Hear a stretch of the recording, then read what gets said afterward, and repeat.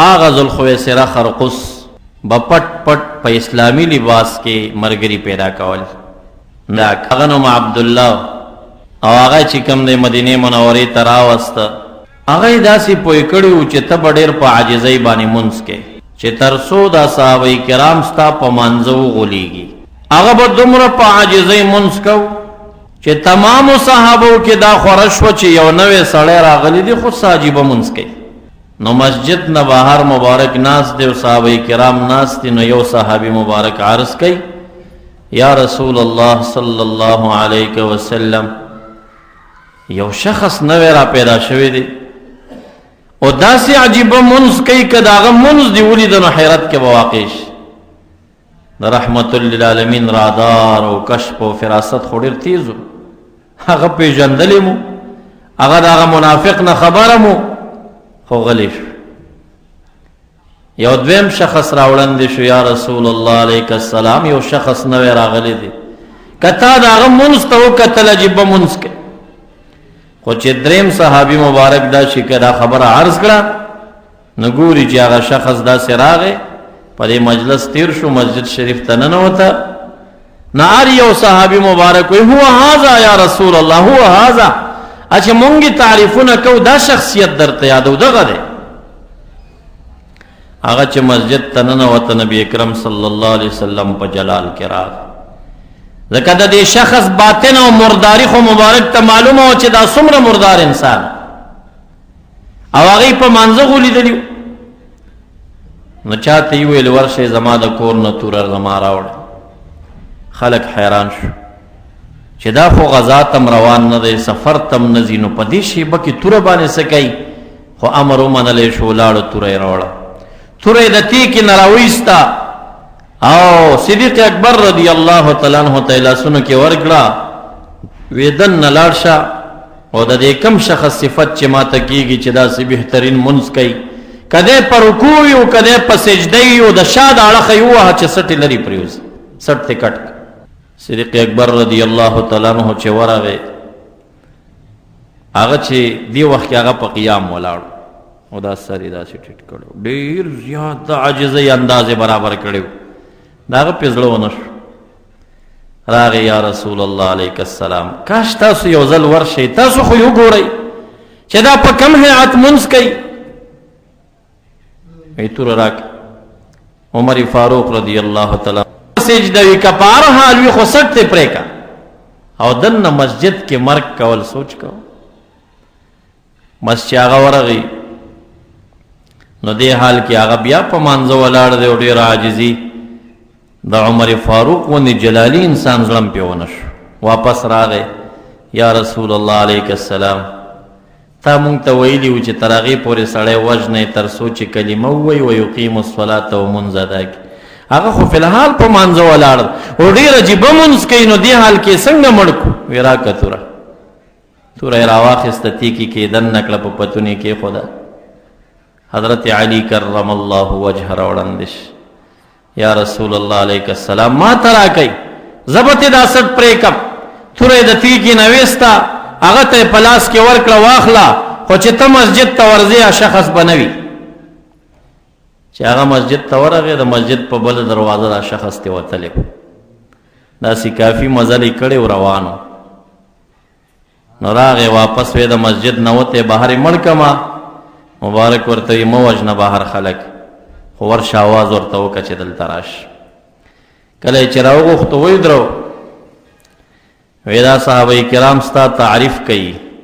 چې دا ډېر بهترین منځ کوي. ته چې دلته تېرېدې او مونږ ناستو ته مسجد ته ننوتې نو ستا په دننه زړه کې یوه پټه خبره راله. هغه خبره د صحابو ته وکړه چې صحابو ته پته ولګي چې ته څنګه انسان ستا زړه کې څه راغلي و. هغه هم دروغ ونه ویل زما زړه کې دغه ټیم کې راغلله چې په تمام روی زمین کې دې وخت کې زما نه بهترین انسان بل نشته. صحابه کرام یو د بل نه مخکې کېږي را یا رسول الله توره راکړئ چې دا سټ دې پرېږدو دا خو ستا نه هم غټه دعوه وکړه.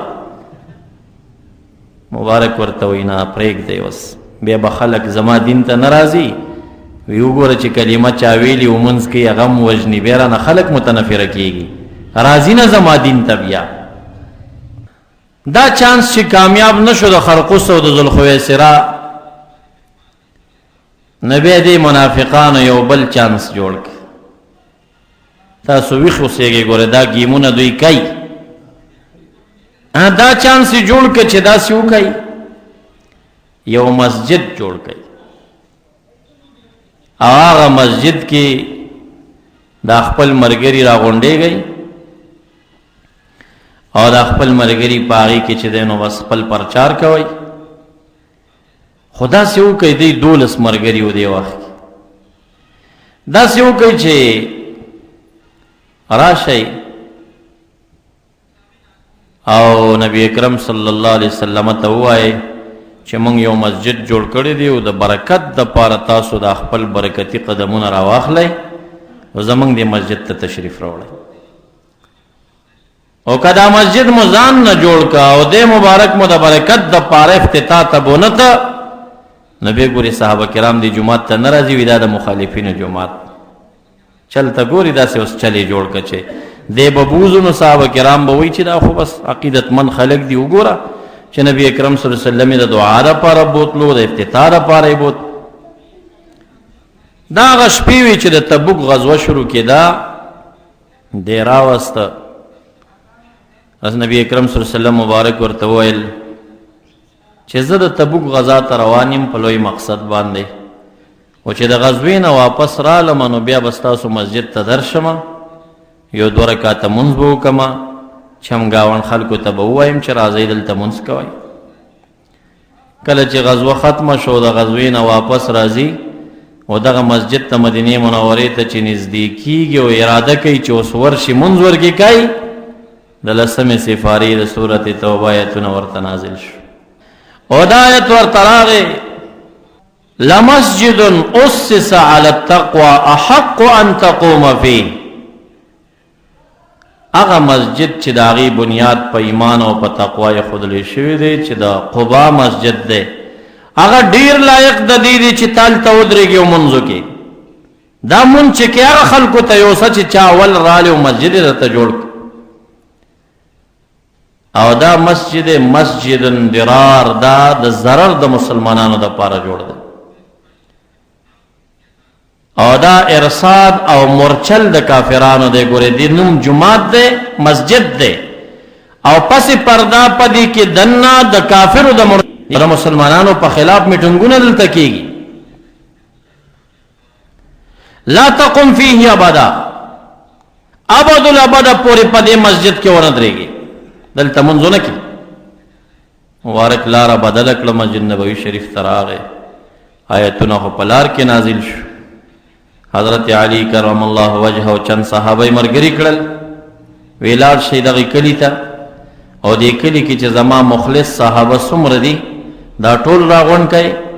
او ورته ووایي چې مبارک امر کړی دی چې دا مسجد وران کړي او دا سم بادیم پرې نه دی، هر څه ختم کړي. او بیا د چم گاون صحابه کرامو ته ووایي چې رسول الله مبارک امر کړی دی چې بیبیانو تم ووایي چې خپل ډیران او ګندګي په دغه ځای کې غورځوي، دا امت ته تعلیم پرېږدي. مسجد خود احترام ځای دی او مبارک دنیا ته راغلی هم دې دپاره چې د الله عبادتګاهونه جوړ کړي او زیاتې کړي، د دې ترغیب یې ورکړی. خو چې کله د مسجد نه د اغیارو د بېدینو خلکو اډه او مرکز جوړ شي او په هغې کې د مسلمانانو او د دیندارو خپې والی کېږي، د هغې مسجد حکم بیا د نړېدو دی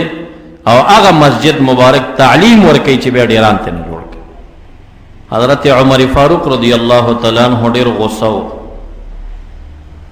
نو دې کې د دې کلي یو صحابي و، مخلص و، پاک و، سوچه مسلمانو او د دې نورو 12 منافقانو په دې چل او فریب نه و پوهی چې دا جماعت بانه ده او نور بېدیني خورئ. نو هغه ته یې ویلي و چې ته قاري مې و، اواز دې م خوږ دی او دا خلک هم تا مني، نو ته به زموږ د جماعت امام یې.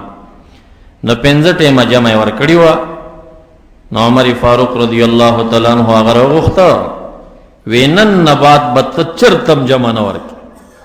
تا د منافقانو مسجد کې جمع ورکړې،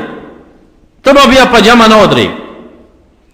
مبارک چې دنیا کې حیاتو هغه پسې چا مونږ نه کو سوچا مسلمان او چې صدیق اکبر سے 2.5 کال زمانہ تیر شم چا مونږ نه کو او د عمر فاروق رضی الله تعالی عنہ زمانہ چراله نه یو کلی کې د امام مقرر ده نو څه عجیبه زمانہ و امارت اسلامی څومره حاکمو د یو وړوکي جماعت د پنځګانه امام اجازت به د امارت نه اخیستل کېده او بیا به بالخصوص امیر المؤمنین هغه مولا راغوښته چې ما ته مخامخ کوي لږ دا مولا وګورم چې دا څنګه سړی بیا خاص کر د حضرت عمر فاروق رضی الله تعالی عنہ زمانہ ډېره کلکه د پابندۍ زمانہ او هغلته په یو مسجد کې یا په یو کور کې یو جماعت پیدا شو ماخستن کې برا غونډېدلو یو به پاسېدو بیان به شروع د دین خبرې به خلکو ته کولې دا خبره د عراق گورنر ته ورسېده هغه گورنر خط ولیکه امیر المؤمنین ته عمر فاروق رضی الله تعالی عنہ ته وی دلته یو ډله پیدا شوې ده هر ماخستن را جمع کېږي او هغلته بیانونه کېږي د دین خبرې کېږي کای بندونه اسنه څوک شکایت دروړي چې د دین کار یې بند او کای نه بندوم او د دینه فتنه جوړ شي او بلوه جوړ شي بیا به ما ته غوسه چې تاولی زنه خبره ولم ما خبر کړی داسې وډله پیدا ده داسې بیان شروع دی سور سره وکم مصنف ابن ابي شيبه کې دا واقعه روایت راغلی عمر فاروق رضی الله تعالی عنہ ورته امر کوي علی بهم وعلی پتام لازم دي چې ما ته ځان راورسه او دې ډلې والا سره د مشر او د امیر ټول راورسو ماته عراق په کمزې کې ده مدینه منوره وګوره ګورئ سره دومره د دې خبرو غمو چې د دې بیان او د دې محراب نه خارجي کفار کار اخلي اسینه چې د دین په جامه کې بل ډله نه ایران نوت چراغ لل نو دې ته پښتنه کوي کم یو پتاسو کې مشرو امیر دی لفظ د امیر ورته استعمالي امیر در کې کم یو دی چا ورته ویل دا فلانه غلام ته ویل چې دا کجورو د ډډونو نه یو مضبوط دو کوتکونه ما ته راوړ حضرت عمر رضی الله تعالی عنہ با جلاد باندې خلق وهل او دوی ته دومره غوسه و چې دا د امیر خپله په کوتک باندې ووهه نو بیا هغه ورته وویل چې مونږ د الله تعالی په ذات قسم خورو چې مونږ د هغې جماعت نه نه یو چې کوم الله تعالی یاد کړي دي نو علما وایي چې مراد تېنه خوارج دي قسم یې وخوړه چې مونږ خوارج نه یو خو بس هسې خپلو کې راغونډ شوي او د دین سوچ مو روان کړی و بیا عمر فاروق رضی الله تعالی عنہ د عراق گورنر ته خط ورکه وی په عراق کې به اعلانونه وکړي چې د جماعت سره به څوک نه کښېني د دین د اشاعت خو علما شته که نه هغه خورئ که نه هغې خپل یو هیئت دی د دینه بغیر هیئتونه بدلول او نور شکلونه ورکول دا په منتها کې بیا د دې نه شر ولاړېږي علما به د دې شر نه بې اګاو خبر شي خو بیا به یې وخت تیر لاسونه نو عمر فاروق رضی الله عنه ته چا وویل زمونږ کلي کې وړوکي جومات د امام نیسو وی زه خو هغه سړی امام مقرروم چې یو ځلې وګورم ویې پېژنم ما ته خو امام راولی امام چې راغی ویې پېژنده وی ته هغه سړی نه چې تا د منافقانو په مسجد درار کې 5 ټیمه جمع ورکړې وی همغه یم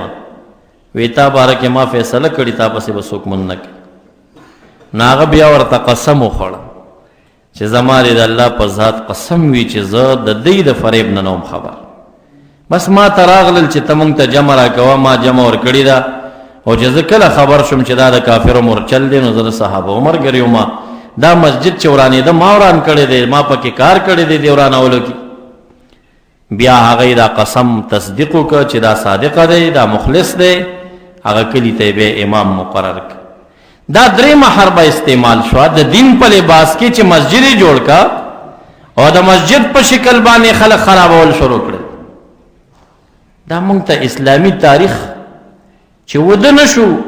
هره پاڼه پاڼه او هر ټکی ټکی راته ښودلی دی چې اغیار په څه جامه کې کار کوي او په څه لباس کې کار کوي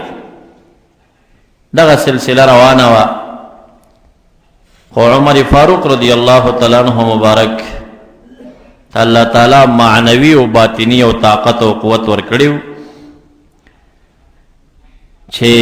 یو ځلې حضرت حذیفه رضی الله عنه ته فرمایي صحابم ناس دي چې تاسو کې د فتنې متعلق د مبارک نه چا څه اورېدلي ما ته ووایه.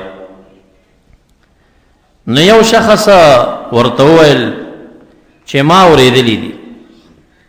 وی ته به دا وړې فتنې یادوې لکه سړی چې د زنانه باره کې فتنه کې اخته کېږي، اهل و عیال باره کې فتنه کې اخته کېږي، دا یادوې؟ وی آو. وی دا نه یادوم. التي تموج کموج البحر، هغه غټه فتنه راته وښایه، د هغې باره کې حدیث بیان کا چې هغه د لوی خوړ او د بحر په شان چپی وهي، مخه یې نه نیول کېږي. حذیفه رضی الله تعالی عنه راپاڅېده، وی هغه خو ما ته هغې باره کې احادیث معلوم دي. او بیا ورته وایي یا امیر المؤمنین ته ولې خوف و خطر د هغې فتنې نه لري؟ ستا او د هغې فتنې په منځ کې دروازه ده، ته چې ژوندی هغه فتنه دی امت ته نشي راننوتی. نو عمر فاروق رضی الله تعالی عنہ تم پته و چې دا دروازه څوک دی، ته پته و چې دروازه زه یم،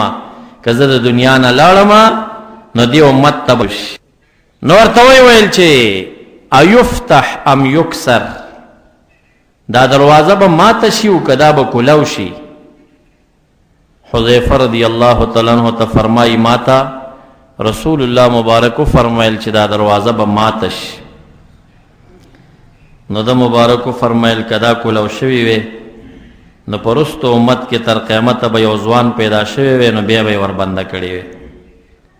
خو چې دروازه ماته شي نو هغه بیا نه بندېږي. نو په دې حال افسوس وکړه.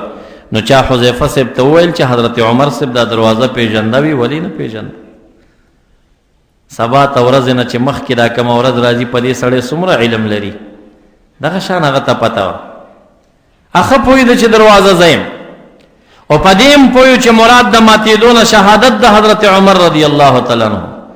او مراد د کولاوېدو نه مرګ د ده. که دی په خپل مرګ وفات وی نو دروازه به کولاو وی د فتنو د امت ته، خو چا به بنده کړې وه. خو چې دی شهید شو دروازه ماته شوه، تا روز قیامت د دې بندېدل بیا نه کېږي. عمر فاروق رضی الله عنه زمانه چې وه دا فتنې پټې پټې او مغلوبې وي، دوی غلبه نه وه کړې. د حضرت عثمان رضی الله تعالی عنه زمانه کې رو رو آغاز د فتنو شو، او د حضرت علی کرم الله وجهه په وخت کې د فتنو تنظیمی شکل اختیار کا. دی وخت پورې پټ پټو تنظیمی شکل اختیار کا. نو بیا دوه لوی تنظیمونه مخې ته راغلل چې یو د شیګانو او د دوی مشري په دغه وخت کې عبدالله ابن سبا کوله، او دغه عبدالله بن سبا په عراق کې فتنه جوړه کړه، او په هغه فتنه کې به دا خبرې کولې چې ان العلی هو الاله معاذ الله، بل الله او معبود نشته دی، چې هغه معبود دی نو حضرت علی صاحب پخپله دی. کله چې حضرت علی کرم الله وجهه ته دا خبر ورسېده نو دا جماعت والی راونیول، وی تړل، او دومره ورته غصه و چې اوس دوی ته کومه سزا ورکمه، نو په اور باندې وسوځول. نو په طائف کې عبدالله ابن عباس رضی الله عنهما خبر شه، وی کاش کې زه د حضرت علی کرم الله وجهه خوا کې وی، ما به دې نه وی پرېښی چې په اور خلک سوځولي وی، ځکه په اور چې سوځول کوي نو دا عذاب او تعذیب د الله تعالی دی، مخلوق به په اور سوځول نه کوي. چا حضرت علی کرم الله وجهه ته ورسول چې عبدالله ابن عباس صاحب داسې وایي ډېر زیات په جلال او په غصه کې رالم، او هغه خپله غصه را باندې دومره غالب شو چې ما یې دوی ته کومه سزا ورکم. ملګري د عبدالله بن سبا د شیعګانو هغه مشران هغه یې وسوځول، او د عبدالله بن سبا د څو ملګرو سره یمن ته وتښتېد، او په یمن کې چې د خپل ملګري 12 کسان پاتې راغونډ شو. دغه عبدالله بن سبا چې هلته کله شروع د خپلو 12 ملګرو ته به یې څه ویل، اوس مو زما خبره ومنله که نه چې حضرت علی الله دی؟ هغوی به وی څنګه، څه دلیل شو؟ اخو رب مونږ ورته معبود ویلو هغه مونږ وسوځولو وی دا په اور باندې عذاب څوک ورکوي وی الله وی خو پته ولګېده چې دا الله دی که نه که الله نه وی نو په اور یې ولې خلک سوځول دا اوس د هغه دلیل هغه صابیه فرقه اوس هم په شیګانو کې شته دی په کراچي کې هم د صابیه فرقې یو مندر شته د شیګانو او د هغې یو ویډیو ما کتلی و چې د شیګانو عالم بیان کوي او په هغه بیان کې وایي علی اگر الہ نہیں تو الہ سے کم نہیں دا دغه الفاظ پاکستان کې دا فتنې شته دي که الله نه دی د الله نه کم نه دی او دویم بیان مغه ګرخري دی فاسق ملا دی او د شیګانو غاټ علامه دی په دویم بیان کې وایي چې علی الله ہے علی الله دی دا صابیه فرقه ده